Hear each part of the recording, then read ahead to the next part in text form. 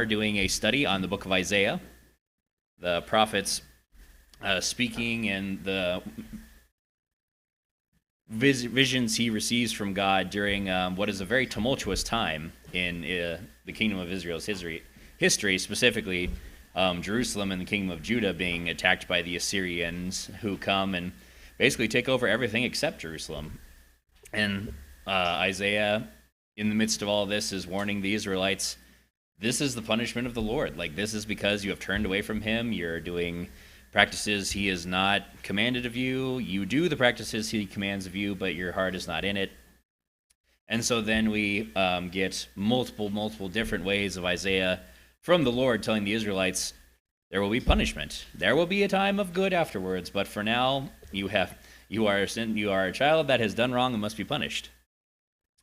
And so now we have not last week, but the week before that, we went through chapter 14, and we talked about how the nations are accountable for their actions. So a little bit more looking into, you have turned away, and thus you are accountable for your own actions, and there will be consequences for those actions. Isaiah also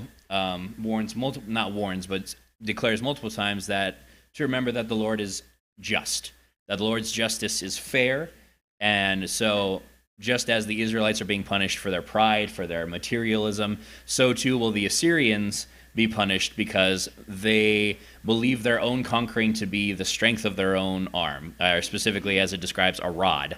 They think that their rod is the most powerful, that it is beyond, they don't see that their success is because the Lord is guiding them. They think that their success is due to their mighty military strength, and so Isaiah also reminds the Israelites they will be punished as well because they have not accepted the Lord. They have not held up the Lord as their source of strength, so they too will be punished. And then, once we're done with chapter 14, we are, of course, naturally going to skip over to chapter 22 in Isaiah. And really, I encourage you to read kind of if there's a large jump in our study from what we're actually looking at specifically, but I encourage you to read the in-between bits. But mostly just too long didn't read kind of summary of what is in between chapters 14 and 22 is Isaiah speaking to the Israelites about the border countries, about the different nations that have come and kind of intermingled with the Israelites. And he goes chapter by chapter between different countries that surround Jerusalem and gives those countries his woes. As we know, Isaiah loves his woes. He loves to say, woe to you who do this, woe to you who do that. And so, in the chapters 15 through 21, he goes country by country around Jerusalem, and essentially he tells the Israelites, they have corrupted you in this way. They have done this that is not good in the sight of the Lord, and goes country by country and lists why they are also being punished. Because, again, the Lord's judgment is just. If you do wrong, if you sin, the Lord will punish you just as he is punishing what could be considered his own children, his chosen people. And so again, we see that all throughout this period of history, these countries, these people do things that are corrupt, do things that are not good in the sight of the Lord, and they are punished for it. We focus so much on the Israelites because they are God's chosen people, because they should know better. Probably. They have a direct line through the prophets to God, and yet they still do these things. And so, they too are being punished. But, as we move into chapter 22, what we're going to study this morning, we're going to have another prophecy, specifically a prophecy about Jerusalem. And so, if we turn to that, like I said, chapter 22, I want to start out with I want to go through verses 1 and stop after verse 4. So verses 1 through 4, if someone wants to read that of chapter 22.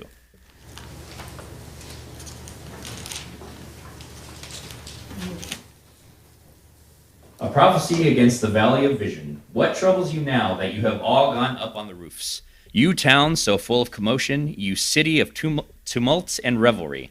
Your slain were not killed by the sword, nor did they die in battle. All your leaders have fled together. They have been captured without using the bow. All you who were caught were taken prisoner together, having fled while the enemy was still far away. Therefore I said, turn away from me. Let me weep bitterly, and do not try to console me over the destruction of my people. So, in these first 4 verses, we see that we are painted a picture by Isaiah of people standing on rooftops, of people, of a city not in upheaval because of sadness, not in upheaval because of necessarily conflict, but of tumult and revelry. Revelry is a fun word to essentially what I always think of as partying, of celebration almost.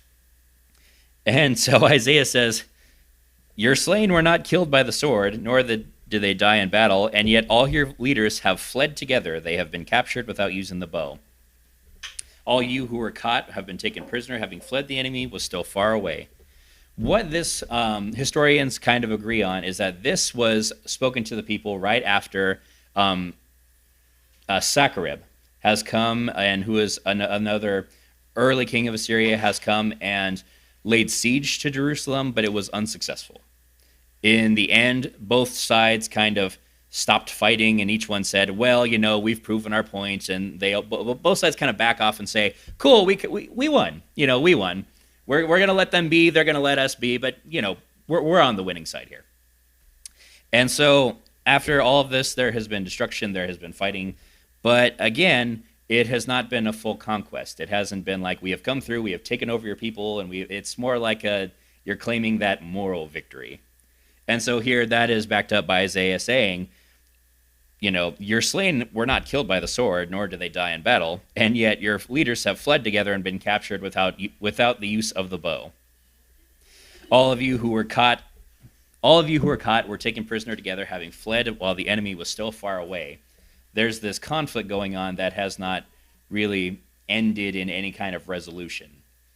How it talks about the leaders having been captured without using the bow is that they have almost split themselves off because they want to feel like they won the battle. And so here we see that the leaders claiming victory despite nothing actually going down is just this way of almost trying to make themselves up to be cool, to be big, and to their own people feel like they are the conquering heroes. And yet here we see that nothing really resulted in it. And so after this battle, after this fight, all the prophecies of Israel's upcoming punishment, of Israel's upcoming destruction, so to speak. And what are they doing? They're standing on rooftops to see what's going on. They're trying to peek over the walls and be like, oh boy, how'd we do? How are things going? Your town's so full of commotion, you city of tumult and revelry. They're almost celebrating before the thing's even done. They don't know what's happening, but they want to celebrate anyway. Because, hey, look at us. We're great. We're awesome. And yet Isaiah knows exactly what's coming, doesn't he? The people think this is the end of all this. And Isaiah says, therefore I said, turn away from me. Let me weep bitterly. Do not try and console me over the destruction of my people. He knows exactly what's coming. And the thought of these people being so complacent in what is just the smallest of things yet to come, it's overwhelmed him. That he says, don't even try and make me feel better. Let me cry. Let me sit in my corner and think about all the horrible things that are yet to come because of what we have done. And so as we continue on, we know we're going to hear again just how caught up in materialistic things the Israelites really are. Not just wealth, not just their riches, their big buildings, but also their faith in their own military strength, their faith in their hands in front of them of rods that they think will be able to strike down towns. So if we read verses 5, and let's go through verse 11. Verses 5 through 11. The Lord God of hosts has a day of panic, subjugation and confusion in the valley of vision, a breaking down of walls and a crying to the mountains.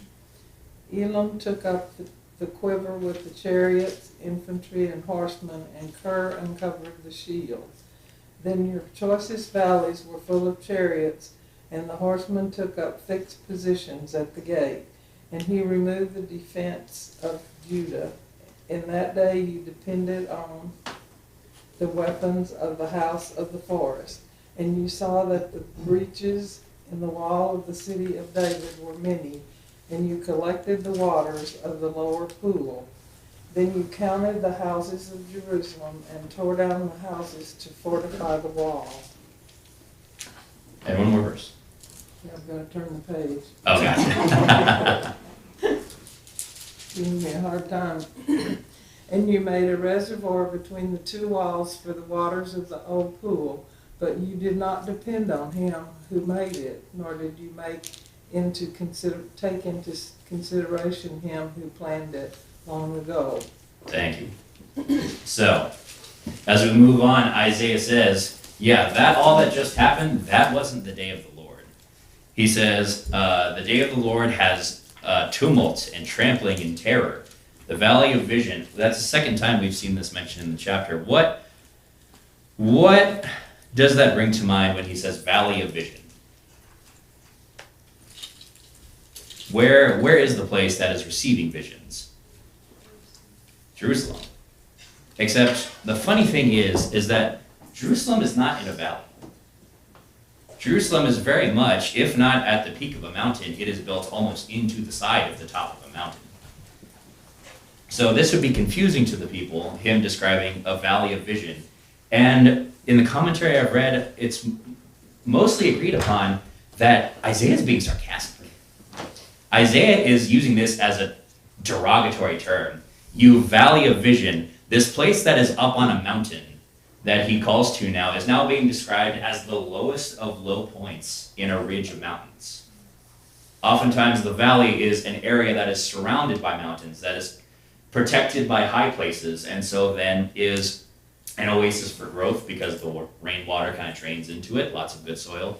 But also, again, it is the low point of what is otherwise surrounded by very high points. And so this city that is so difficult to fight against, that is so difficult to conquer because of its high places, its high position, is being described as a valley.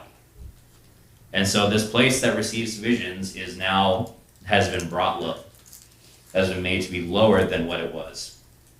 And so here, as Isaiah describes Jerusalem as valley of vision, it is meant to imply to the people, you are low now. It's meant to tell the people in colorful language, you are to be brought low. This place is now to be torn down.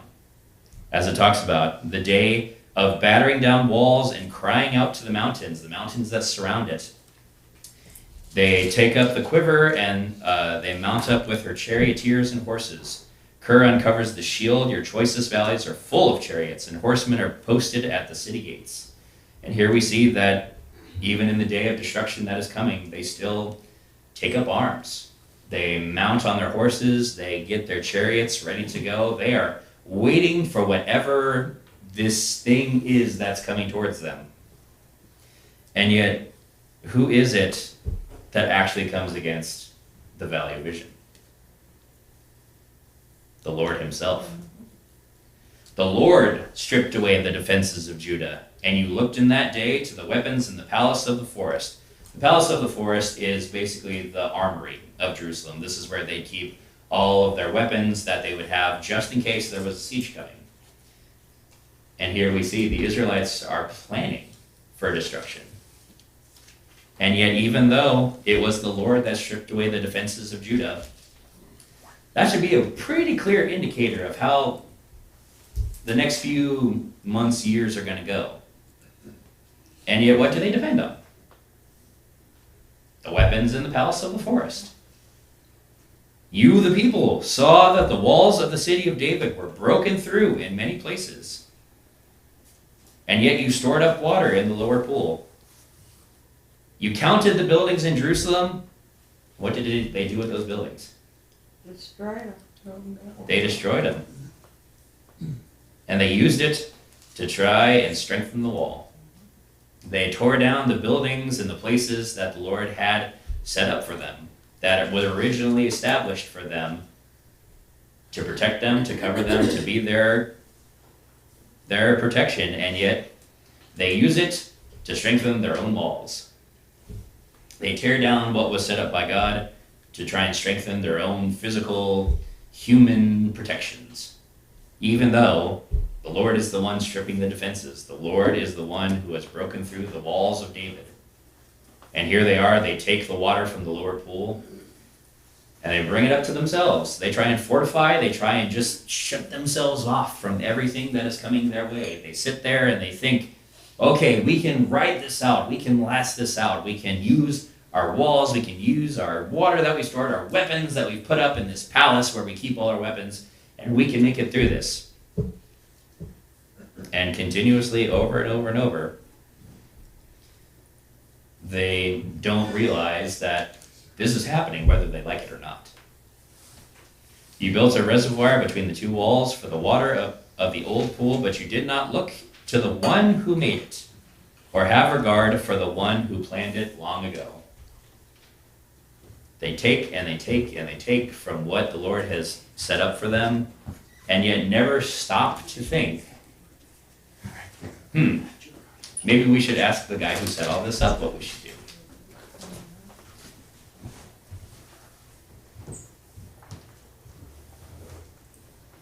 And so here again, this is the common theme, is that even though Israel is being proclaimed as the Valley of Vision, specifically the word vision comes to mind, and yet what is the one thing that the Israelites repeatedly over and over and over are lacking in? Faith in their God. Faith in their God, vision. The Valley of Vision's problem is their vision is so short-sighted, is so inward-looking, that if they simply just turned their eyes and looked up, metaphorically, they would realize the Lord is the source of destruction, the Lord is the source of salvation. Here we are tearing down, like I said, the old pool. They take the water from what was supposed to be a place of cleansing, a place that people were to go to wash themselves, and they try and hoard it to themselves to doomsday plan. They take what was set up by the Lord and they use it to try and strengthen their own human ambitions.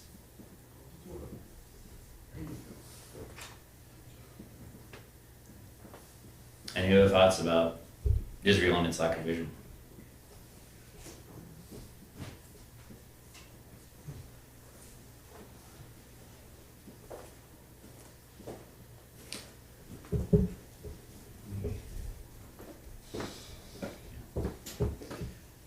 So as we're going to continue here, we're just going to continue to see that the source of all this is their lack of vision, but also, and this is not just the people in general, that they are getting this, they're getting this idea that they can somehow fight off God's destruction on their own from people in high places. Because Isaiah has something very specific to say to one of the members of King Hezekiah's court. But first, I want to make a little comparison here. Someone will real quick just read verses 12 and 13. Verse 12 and 13. And in that day, the Lord God of hosts called for weeping and for mourning, for baldness and for girding with sackcloth, but instead showing gladness, slaying oxen and killing sheep, eating meat and drinking wine. Let us eat and drink, for tomorrow we die. All right. So, we've had this siege happen, and the Lord called out and says, you know, this is to be a day of mourning. Remember this as a day of sadness, a day to weep and wail, as it says, and to tear out your hair and put on sackcloth. And what do the Israelites do? Party.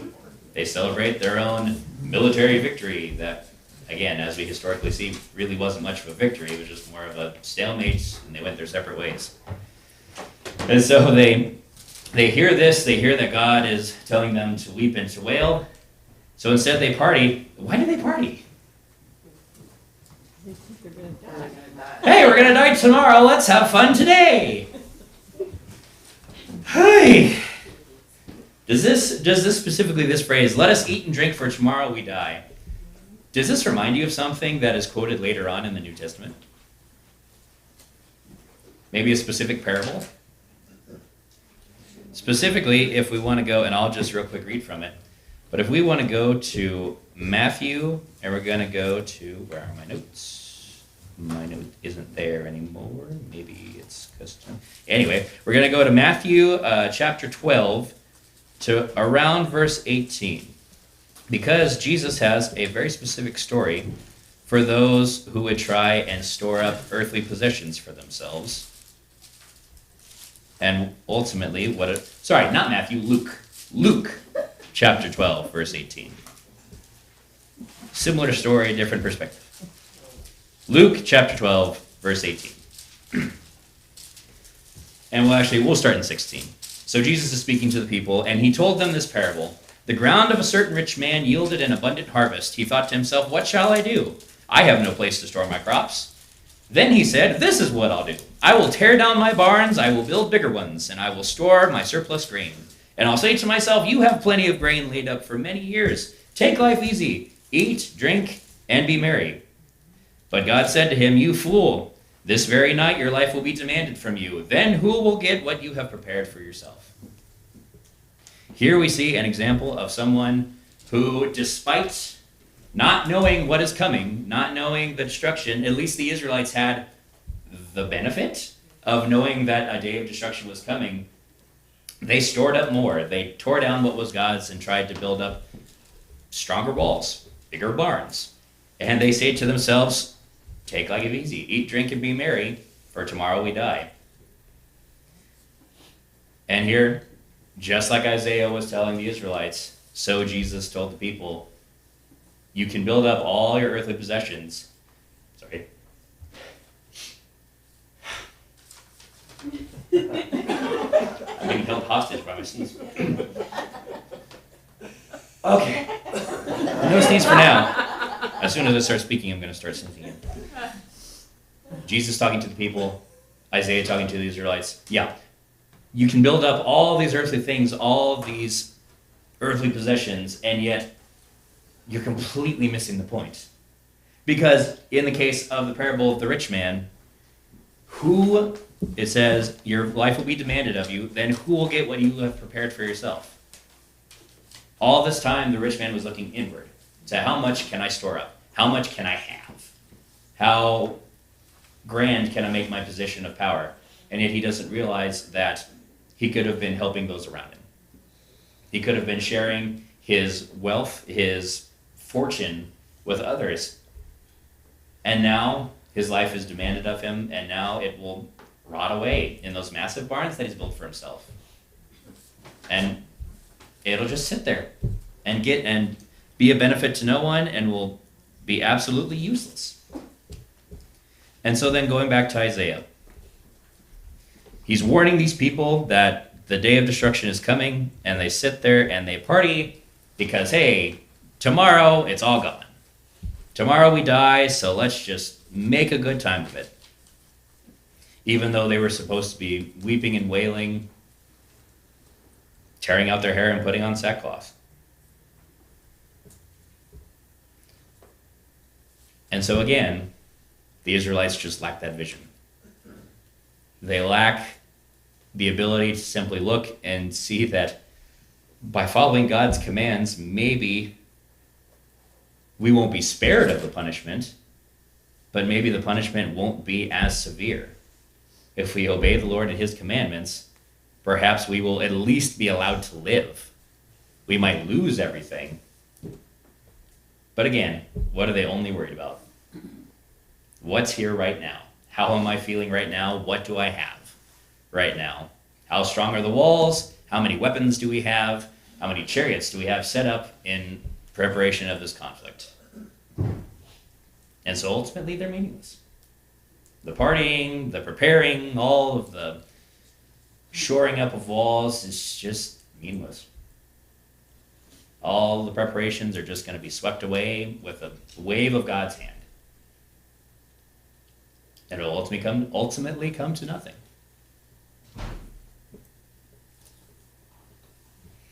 And so in our last little section here of chapter 22, the Lord has a very specific warning for an example of where the people might be getting this idea.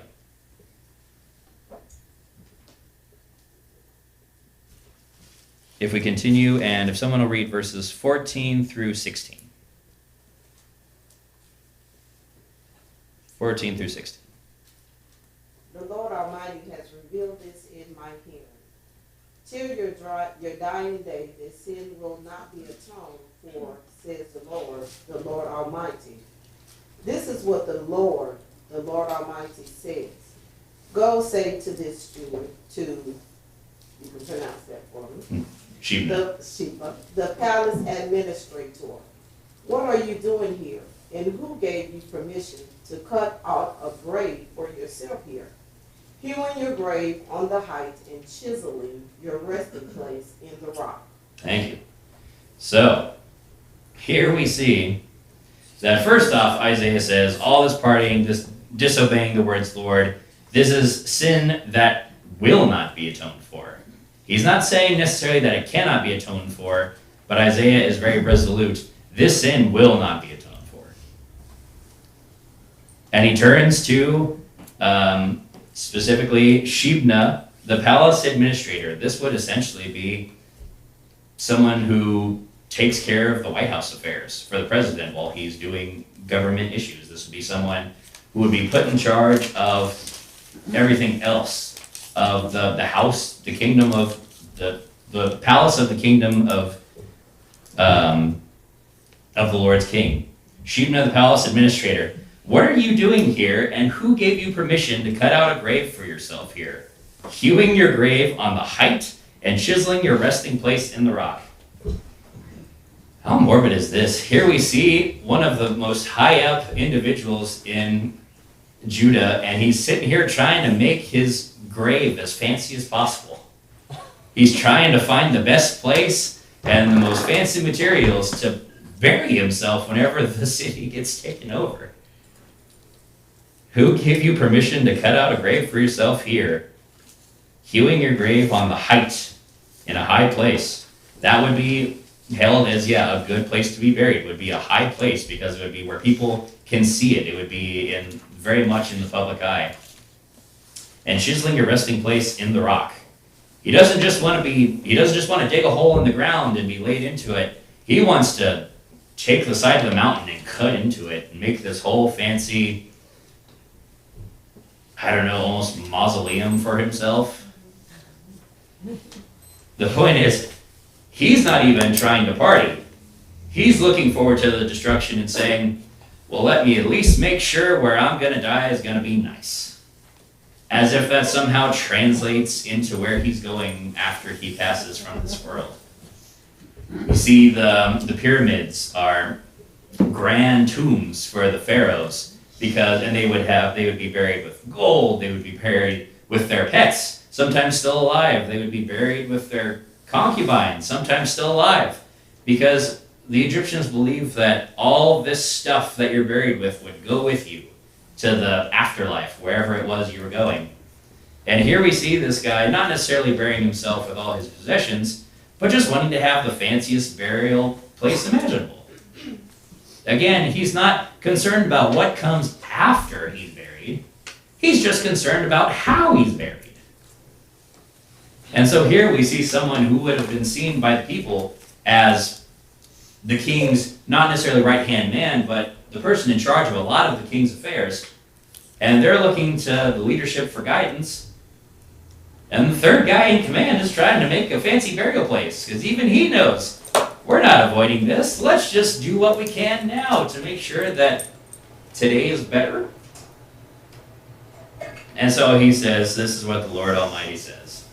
Beware, going in verse 17, beware, the Lord is about to take firm hold of you, Shebna, and hurl you away, you mighty man. He will roll you up tightly like a ball and throw you into a large country.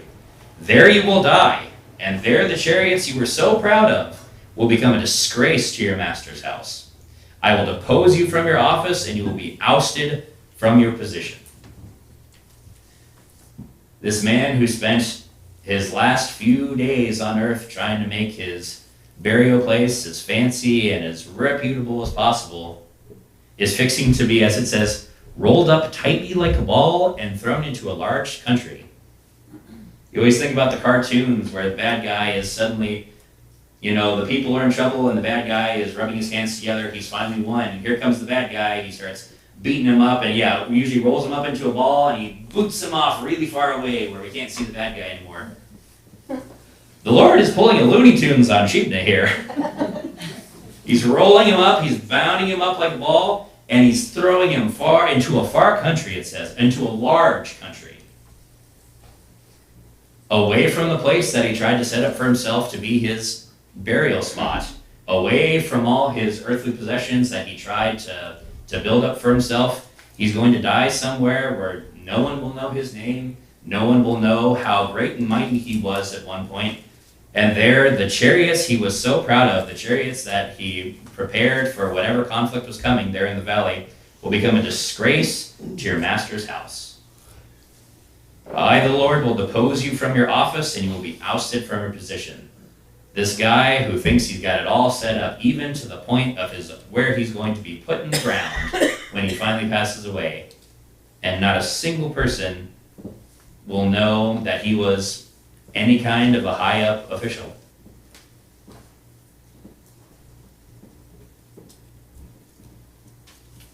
And here again, there's a lack of vision in the Valley of Vision. That from the lowest of the low, who celebrate the day of destruction coming, to the nearly highest up official, wanting to have a grand burial place, none of them, even for a slight moment, can look and realize that their salvation, their savior from all this destruction, all these bad things to come, is just sitting right in front of them. They live in Jerusalem, the capital of the kingdom of Judah, the holy city of the Israelites. And yet all they see, they can't see the forest for the trees. They're too busy looking at the wall of David. They're too busy looking at this kingdom where they have weapons, where they have chariots, where they have riches, gold, and all of these wonderful things.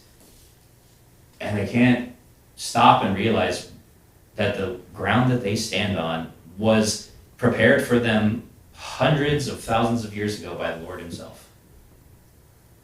That their ancestors marched out of Egypt and crossed an entire sea where the water was pushed back by the hands of the Lord. And they marched into this land against multiple tribes who were bigger than them, who were stronger than them, and yet they prevailed anyway because the Lord set this place for them. And in such a short span of time, they have completely lost sight of who they are, of where they are, and what they are to do. The Israelites have completely turned away from anything that resembles God's glory, simply because of the company that they keep, and again, just their focus on their materialistic things. And so after we get the warning to the leaders of the country, he finishes our little section off today. After Shebna is thrown into a far country, he's deposed of his office, and he will be ousted from his position. In verse 20, in that day I will summon my servant Eliakim, son of Hilkiah. I will clothe him with your robe, and I will fasten your sash around him and hand your authority over to him. He will be a father to those people who live in Jerusalem and to the people of Judah. I will place on his shoulder the key to the house of David. What he opens, no one can shut, and what he shuts, no one can open. And I'll even go one verse further. I will drive him like a peg into a firm place. He will become a seat of honor for the house of his father. Isaiah not only says, here's the guy I'm going to replace you with, but I will make sure that he will not only hold this position of power, but upon his shoulder, I will place the key to the house of David. What does that make us think that Eliakim is going to usher in? Ultimately, the key to the house of David opens up the line that eventually leads to Jesus. As we've seen, the shoot of Jesse that produces the branch of David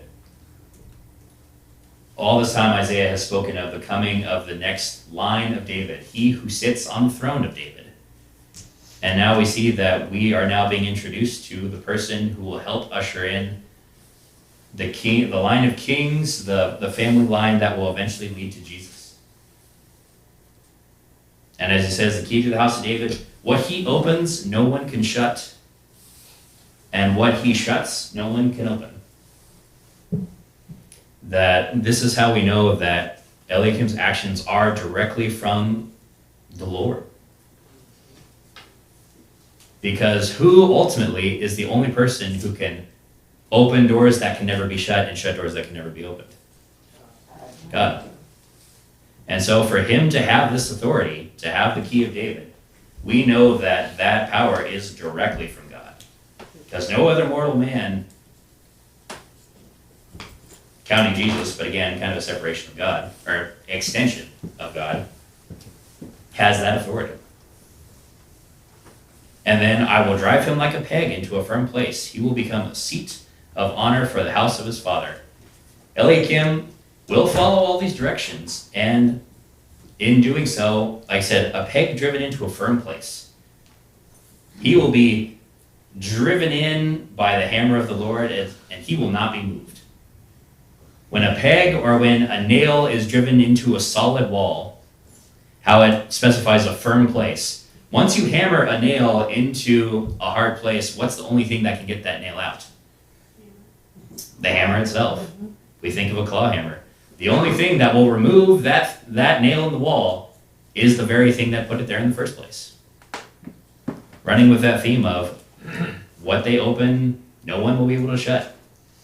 The people who the Lord establishes, only the Lord can take away.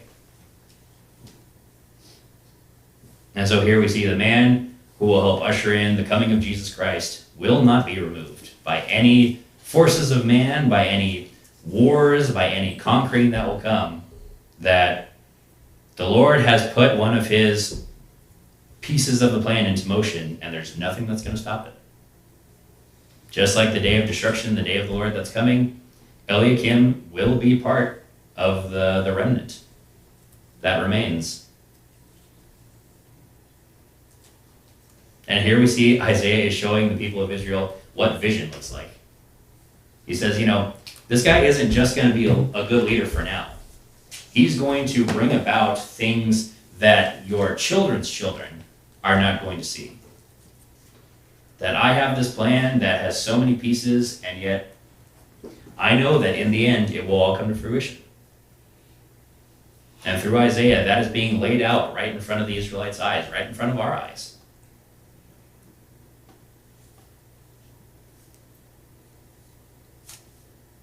And so as we close up today, I want us to keep in mind that oftentimes we might feel like the near future is very much clouded. That oftentimes we don't know what tomorrow holds. I feel like it's a pretty common phrase that we use. We know not what tomorrow holds, so we just have to focus on today. And yet, we as Christians, we as the Lord's people, know that there is something better coming. That just as Isaiah preached to the Israelites about the coming of he who sits on the throne of David, that the Messiah who is coming, we too know that the Messiah is coming again. We've been told through the Lord's word himself that the Messiah will come a second time. We will be brought up into the air, and we will be reunited with those who we were separated by death from. That will be reunited with all of God's people. Those who we may have never met in our lives, we will know as old friends, because they are the Lord of God. They are the people of God. People of the Lord. And so sometimes if your future seems tumultuous, if you feel like you don't know where this path you're going down is leading you, it's difficult, but you have to realize that God has a plan for you. And that ultimately it will bring glory to his name. That every one of us has a role to play. Whether that is teaching those who will become the next great leaders of the people, whether that's just providing food for those in need, That's one of the things that Jesus and that even the prophets go to time and time again is if you provide for the least of your people, you are also providing for me. When Jesus went to the people and said, I was naked and you did not clothe me, I was hungry and you did not feed me. And they said, when did we not do this, Lord? And he says, if you do this for the least of the people, you also do it for me. So don't ever feel like your role is too small to be important. Don't ever feel like, well, this path that I'm on doesn't feel like it's going to end in me becoming the president of a nation and leading them to the Lord's word. That's not the path that everyone's on. But you have your importance, that the path that you're on does lead to God's glory, as long as you follow his commands. As long as you protect those people being everyone, you protect those who are in need. Any other closing thoughts before we kind of wrap up? Yeah. It's interesting that God, through the prophets, always warned the Israelites, and he provided a way for those, like this one at the end. But also, he told them at the beginning, when the Chaldeans come, go with them, and it'll be okay. And go there and have houses and whatever.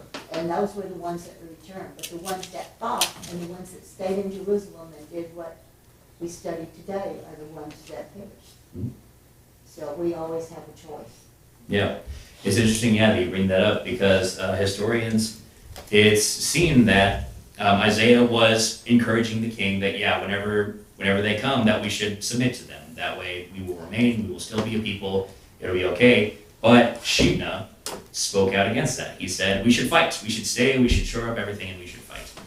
And it was also seen that, I'm forgetting my name, Eliakim was one of the people who agreed with Isaiah, who encouraged the king, yes, we should submit to them. And so we see that the guy who listened to the prophet of the Lord is now being established over the guy who went against the word of the Lord. So very interesting. Yeah. There's one thing about it, when God makes a promise, he keeps it. He is just, he is fair.